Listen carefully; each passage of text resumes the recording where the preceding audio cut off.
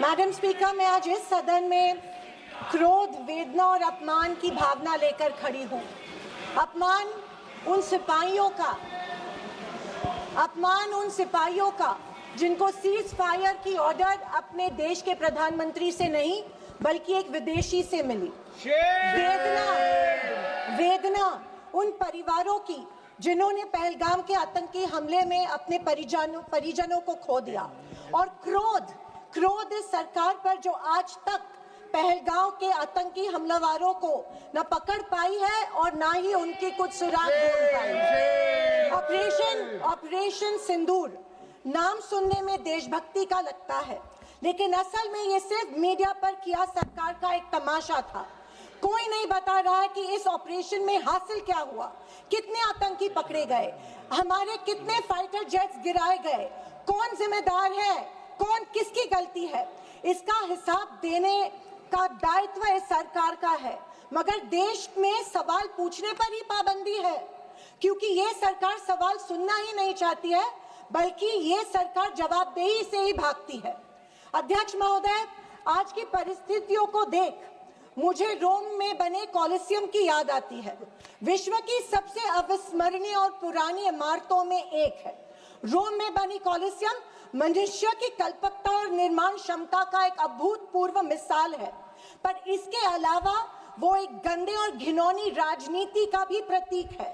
कहा जाता है कि इसका निर्माण उस समय की जनता को खेल और मनोरंजन में उलझाए रखने के लिए किया गया था, ताकि जनता का मूल मुद्दों पर से ध्यान भटक जाए।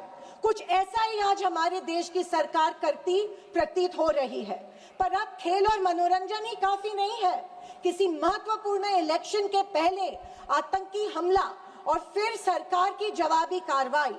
आतंकी आए कहां से, कहां गए, ये सरकार को कुछ नहीं पता, पर हमें पड़ोसी देश पर आक्रमण करना है और उसके आधार पर वोट बटोरने हैं।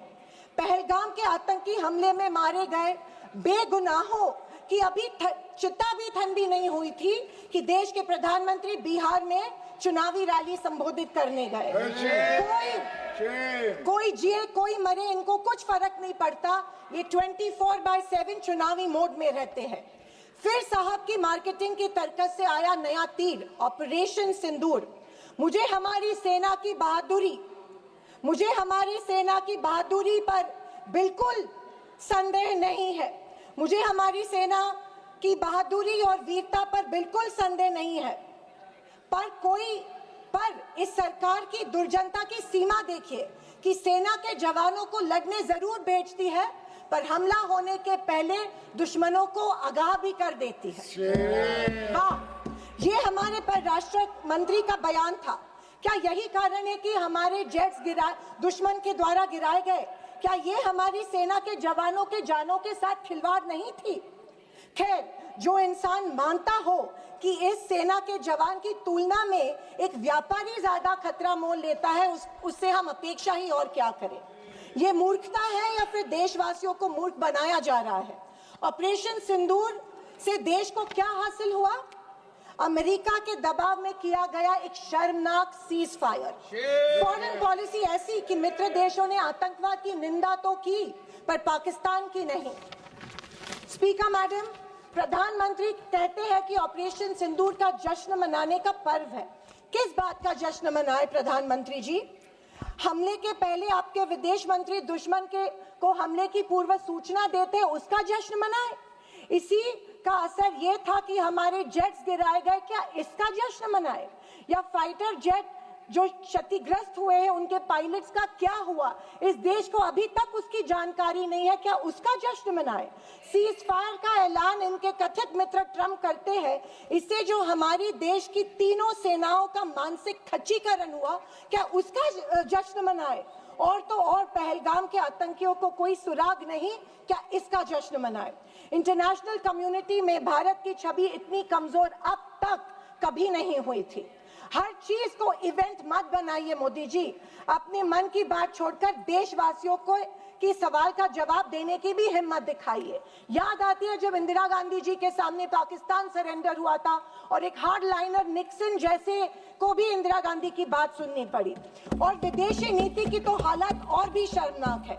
हमारे पड़ोसी नेपाल, बांग्लादेश और श्रीलंका जो कभी भारत के सबसे करीब थे, आज हमारी पीठ पीछे चीन से हाथ मिला रहे हैं। एक समय था जब भारत के पास नेबरहुड फर्स्ट की नीति थी और आज हमारे पड़ोसी हमें लास्ट प्रायोरिटी मानते हैं। स्पीकर मैडम, विदेश जाकर इंडियन डायस्पोरा के साथ तस्वीर खिंचवाना ही विदेश नीति बन गई है। अब ये सरकार प्रश्न पत्र भी खुद बनाती है और उत्तर भी खुद तय करती है। जनता से कोई संवाद नहीं, पार्लियामेंट में कोई ट्रांसपेरेंसी नहीं। ये सरकार केवल प्रचार की मशीन बनकर काम कर रही है। पहलगांव के शहीदों के परिवारों को जवाब कौन देगा? सरकार की कूटनीति की असफलताओं को जवाब कौन देगा? चीन की बढ़ती घुसपैठ और पड़ोसी देशों की बेरुखी का जवाब कौन देगा? अगर सरकार जवाब नहीं देती है तो सरकार को सत्ता में बने रखने का कोई अधिकार नहीं है। विपक्ष का हर सांसद लोगों के सवालों को उठाता रहेगा और अगर सवालों से डरती है तो कुर्सी छोड़ो। ये कुर्सी, ये पद जवाबदेही का है, सिर्फ इवेंट सेलिब्रेशन का नहीं है। और अंत में मैं इतना ही कहना चाहती हूँ कि आवाज न सुनी हमारी, कुछ गम नहीं। आवाज न सुनी हमारी, कुछ गम नहीं। मजलूमों की चीखें तो सुन लीजिए।